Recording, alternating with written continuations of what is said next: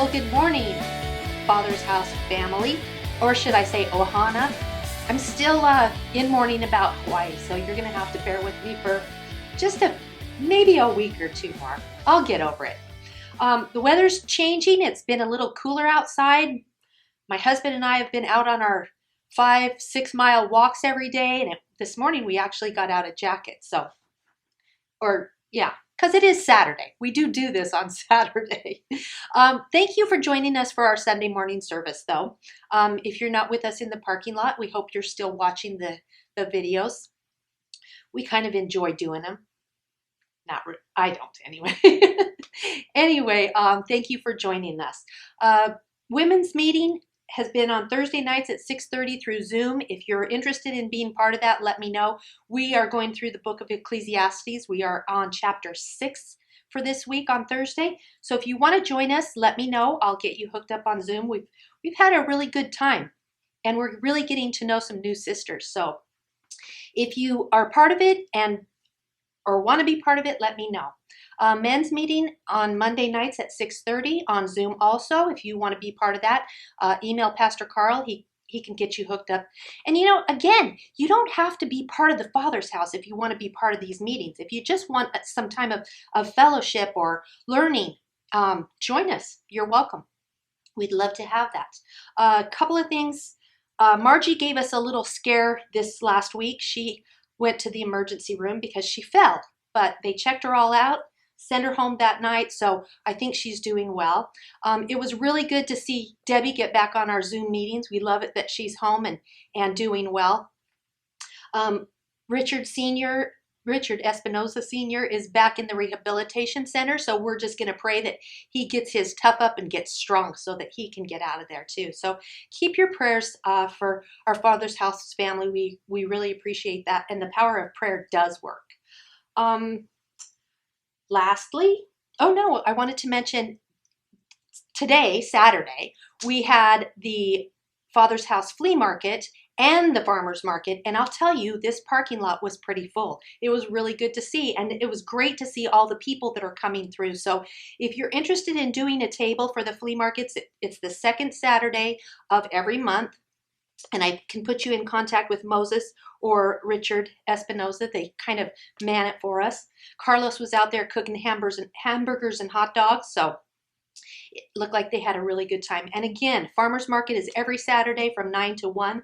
They had a new vendor today that was a bakery out of Monterey. So I'm going home to eat bread. You can imagine that. And lastly, I just wanted to mention our tithes and offerings. This is the second. So it's just regular tithes and offerings or capital improvements if you're interested in that. You can go online to the giving button at www.thefathershouse.org. And you can give that way. You can give capital improvements that way too, also, and to our mission. So if you're interested in doing that, or you can mail a check to the Father's House at 133 Bernal Road, San Jose, California, 95119. Or if you're local and live in the area and you would like Pastor Carl or I to come by and pick up a check or cash or whatever you have, give us a call. We'd be happy to do that. And thank you for your generosity through this time with your tithes and offerings. We really, really appreciate it. That's all I have to cover this morning. Sorry it was a little shaky, but that happens sometimes. I actually tried to convince Gracie to come in and do the announcements because she covers for me most of the time when I'm not around. But she said I didn't warn her and let her get on her makeup. But hopefully they'll be at church tomorrow. Hopefully you guys can join us at church tomorrow out in the parking lot. Bring your mask, bring your lawn chair. We'd love to have you be part of it. And now we'll turn the time over to Pastor Carl for a little time of thinking on our part and talking on his part, because he's done his thinking already this morning. Have a great day. Well, good morning, Father's House. It was good to see Miss Penny again, wasn't it? And who knows, maybe next week I can talk Gracie into coming and doing the announcements and giving Penny a break. And then Gracie can see just how difficult it is really to talk on camera. I don't think people really realize how difficult it is, but I don't know. I guess if you just, I guess I fell into it easy. I'm pretty relaxed about it, but I can tell a Penny struggles sometimes, and most people do when they're on camera. But I've been on camera before, so I think I'm probably used to it a little bit more. Anyway, we're going to go talk about our series here with David, right? David, the making of a worshiper king. And so if you want to, get your cup of coffee, get what you're drinking, whatever it is, having breakfast, and let's get a little drink and let's get started because time's a wasting. Oh, that water's good today, I have to tell you. Okay, so let's go back to this thing with David and where we picked up, where we left off and where we want to go with this. The life of David is so profound, but where we left him last week, if you recall, is he had slain, he had killed Goliath, and then after that, he was then with Saul. He was in Saul's house, and Saul became jealous of him because God's hand was mightily upon David. And so we left, and Saul was first jealous of David. Second thing was that he was that there was anger because of his jealousy. He then started looking at David with suspicion that he was going to take over the kingdom, and eventually where it led to that Saul tried to kill him on several occasions, where he took a spear and threw it at David. And David, rather than picking up the spear and throwing it back, he just dodged the spear and left Saul's presence. And we talked about the fact that that in the hand of David was a harp, and in the hand of Saul was a spear. And basically, kind of the idea that we talked about is that there's weapons of the flesh, which would be a spear, and there's weapons of the spiritual realm, which would be our worship and praise towards God. Well, since that time, things haven't gotten any better for David. Remember, David was anointed as a young boy that he was going to be king. He had no idea what kind of preparation he was going to have to go through to become the king, though. And that's what we've been talking about, is nobody just gets there to be a king. There's got to be preparation, especially if you're God's king.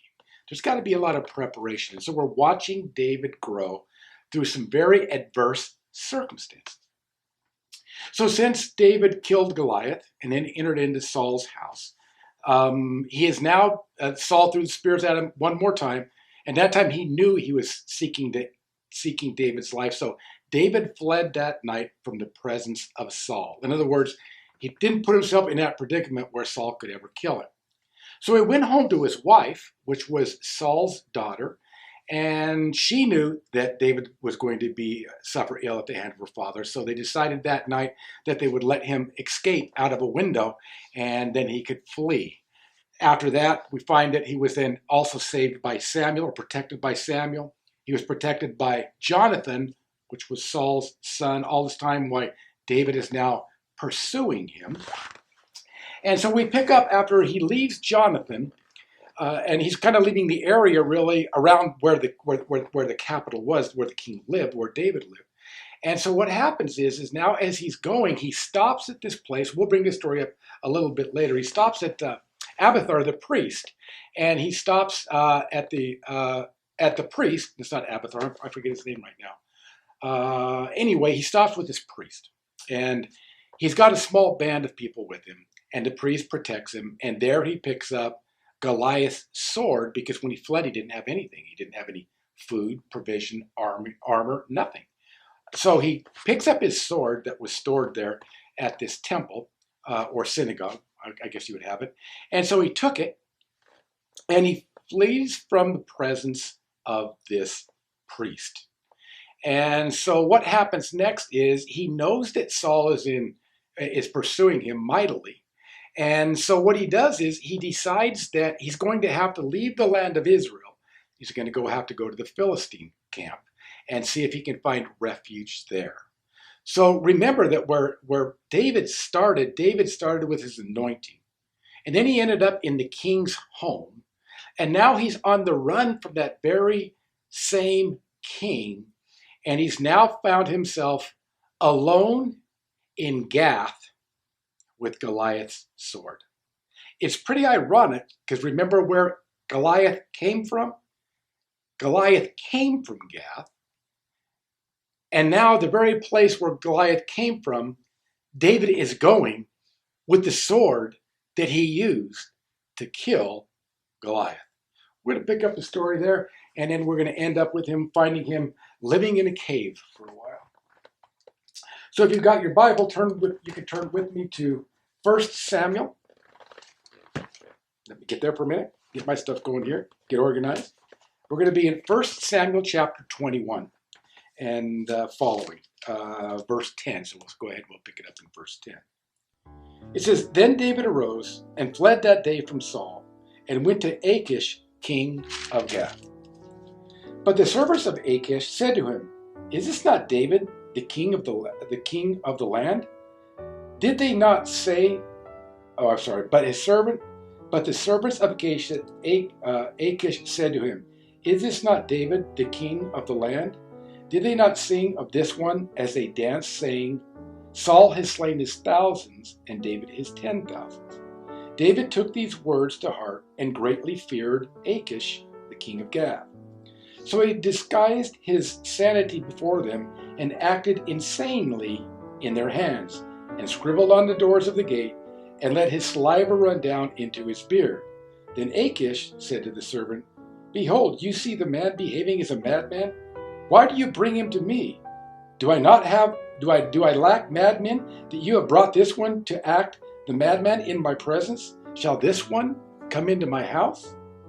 So David departed from there and escaped to the cave of Adullam, where his brothers and all his father's household heard of it.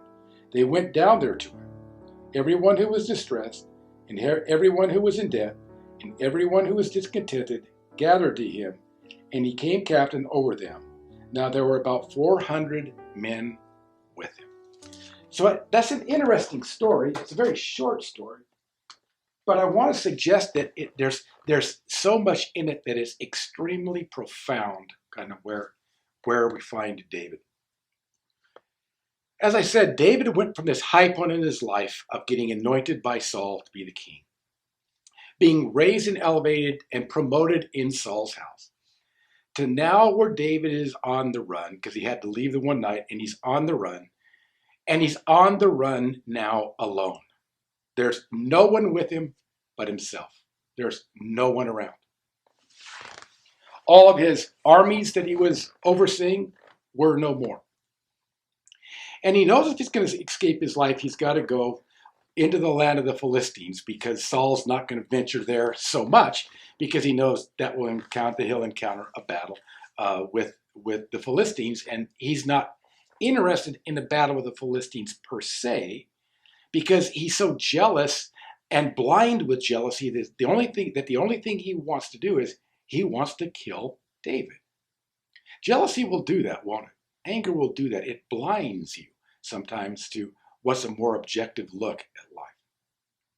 So David goes there, and when there's this conversation going back and forth between the king and David and the servant, he says, but wait a minute here. This is David. He says, this is the one, remember, that the ladies say, he's in trouble because of who he is. Here, king. King says, well, what do you mean? He says, well, remember that song? Saul has slain his thousands and David his tens of thousands. So now the king's kind of looking like, yeah, why do I want this guy here with me? Matter of fact, the tens of thousands he's slain were my soldiers, and he's going to be here. And so David then, probably in a stroke of brilliance, starts acting like a madman. Is what the text says.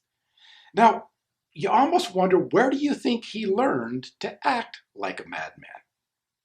Well, he had just spent time with a madman, so he well knew what a madman acted like. And so he starts scribbling on the gates, sliving on his beard, screaming and howling about at the moon. And Achish looks at him and he simply says, what is wrong with you? Why would you bring David here? Don't I have enough madmen around me? I don't need one more madman. Why don't you just send him away? And David knew at that time that he used his madness to escape from King Achish.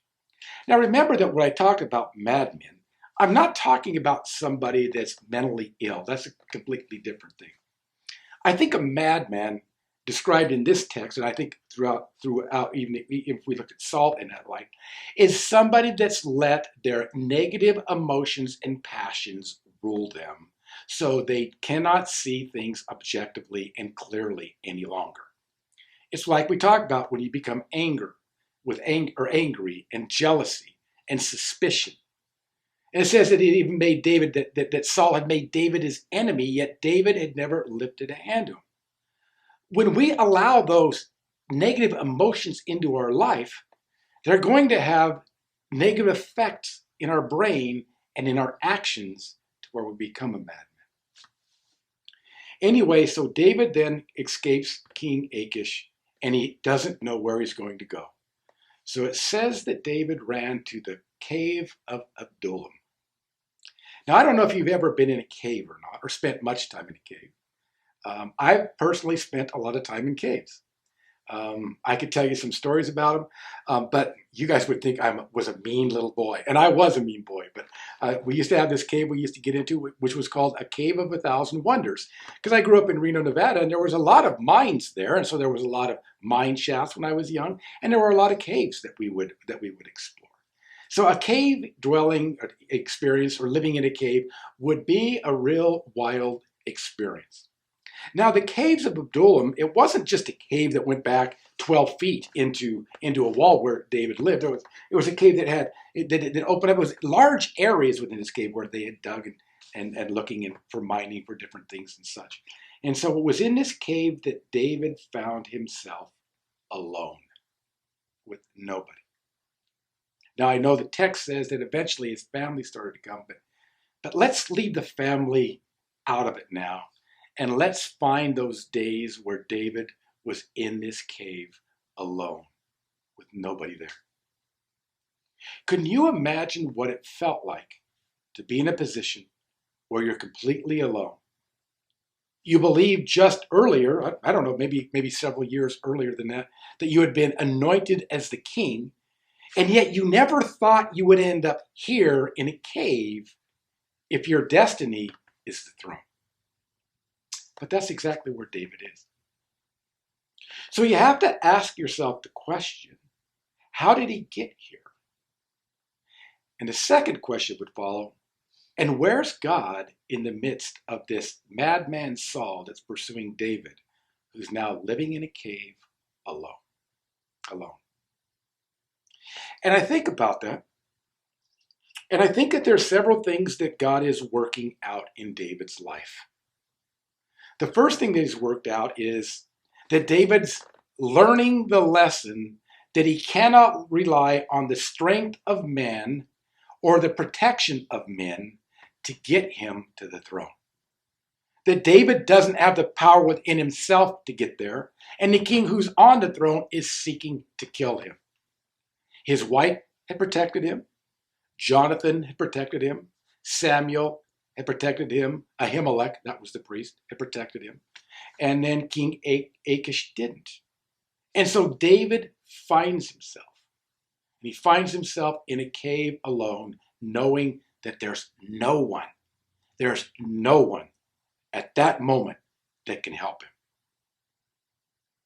And so in this cave, in this darkness, even during the day, but in the night, it was probably especially dark. And I think that David entered into a dark night of the soul.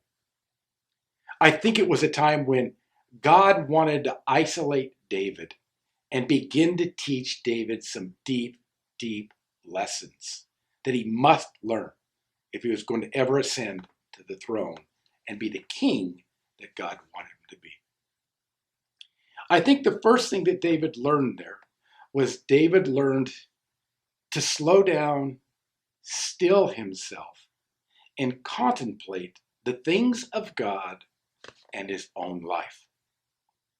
That when he's running from place to place and he's grabbing a sword and acting insane, he's not slowing down enough to center himself and to think about where God is in this situation. So in this case, he had to still himself. There's nothing else he could do. He couldn't go anywhere. He couldn't do anything else but just stay around the cave and live there all alone by himself. And life for David began to become very quiet.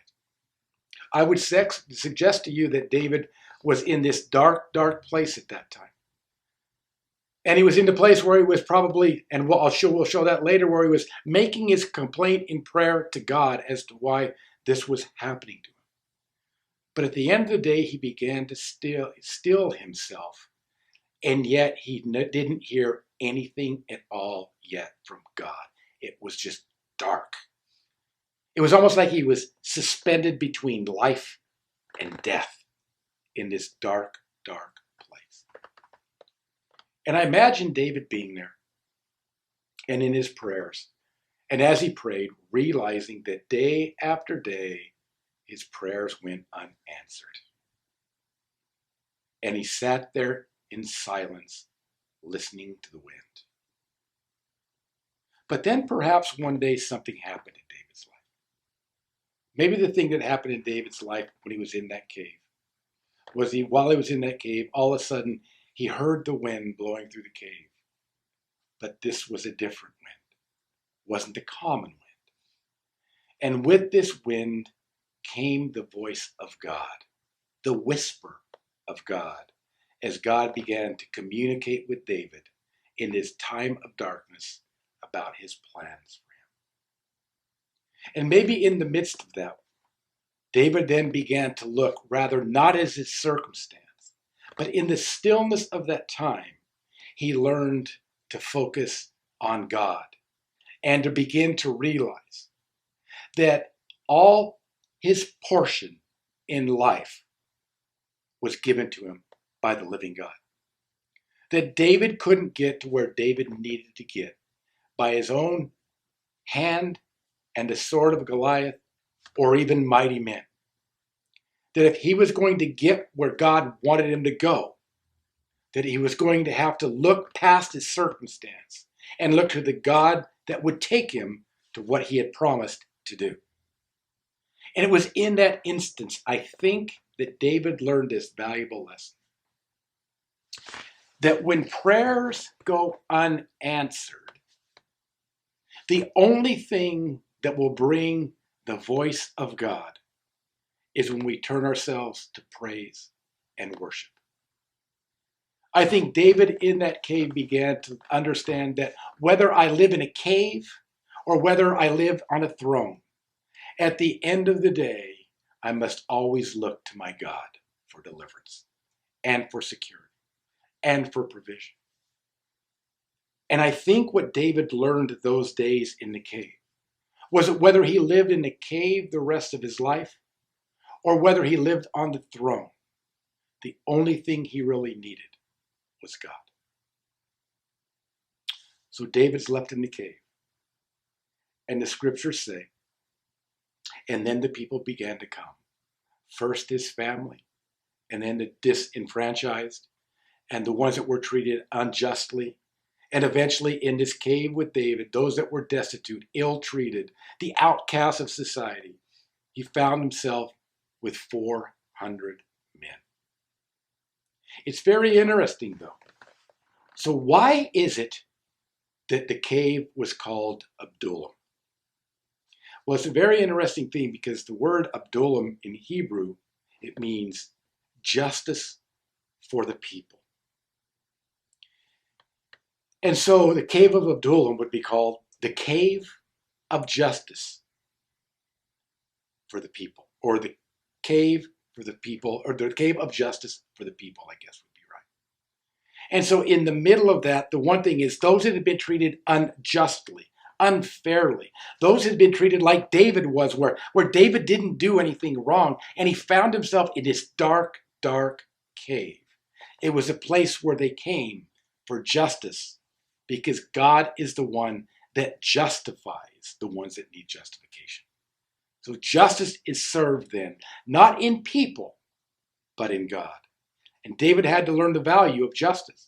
He had to learn the value of the fact that when people came and they'd been treated misfairly, that it was his responsibility to take care of them, to build them back up, to heal their wounds, to bind them up, to bind up their sorrows, and to move forward. I want to close with a story. I remember in my own personal life when I was a young pastor in Reno, Nevada, and I'd started a church. And I guess it was about, well, I guess I was there maybe 8 years, but the last 4 years I was full time.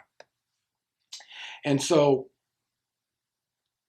after about 6 years, I guess it was or so, there started to be some rumblings within the church, and the people, some people were discontented with where the church was going, the direction that I really believe that God wanted me to take the church. And so there was the brewing of a church split that was happening. And the ironic thing was I couldn't stop it. There was nothing I could do to stop this church split that was imminent, and it was going to happen. Now, it doesn't seem like it's a big thing, but at this time, I had left everything to follow God. And my family, we had sacrificed everything. Before that, before I started this church, and why I started the church, I was still working as a contractor. But the day came where God spoke to me and to my wife and told us to leave the contracting business behind and to move full-time into ministry. So we trusted God. We went way back on what we were making financially. And so for years, we had just cut back and worked hard at building this church. But a church split was imminent.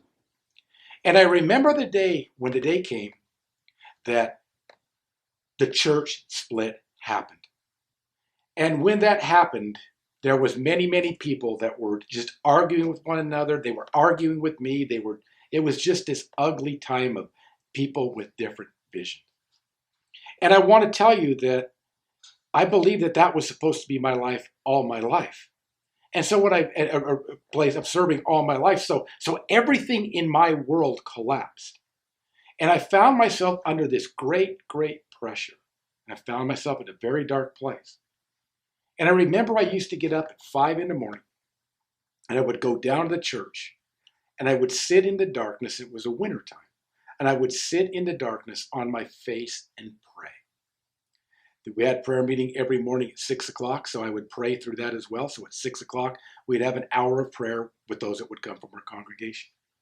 Well, once they would leave, what I would do is I would go back in and I would pray until about noon or 1 o'clock, just before God, the presence of God.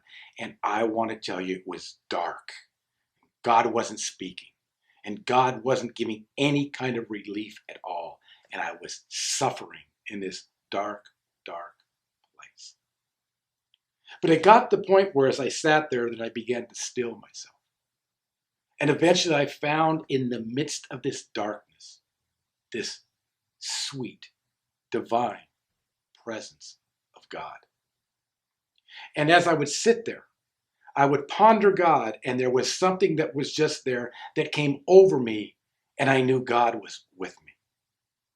Eventually, what I found was I was able to overcome my fears and this darkness. And I was in this sweet spot with God that I didn't want to give up because his presence was there in a profound way. It didn't matter at that point whether I stayed in this darkness. It didn't matter whether the church made it or the church didn't make it. All that mattered was I found this sweet place with God. But then something happened. God said, it's time for you to move on now. And so as we began to move on, I knew that I had to leave that place of prayer and go back to the church and face this church that was splitting. What I didn't know was in that darkness and in that dark time, that God was redirecting me, and I would soon be leaving that ministry and moving to San Jose, California to become a pastor of what is now one of the pastors on staff, what is now the Father's house.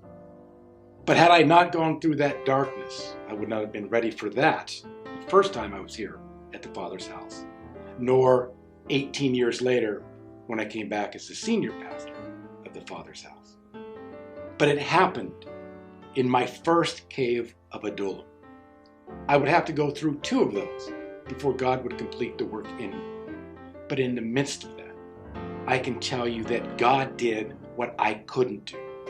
And today I sit here because God put me here, and he's placed me here when I didn't deserve to be here and considered myself disqualified from ever even being a pastor again. But God, remember, is the justifier of those that need justice. And he's also the one that gives mercy to those that need mercy.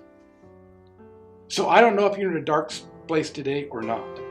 I don't know if you're in a place where you need for God to reach you and to hear that sweet, still, small voice. But if you just say yes to God, get past your prayers and move towards praise, I think you'll find that God is always faithful and he's there with you in your darkest moment. Thank you. God bless and have a great day.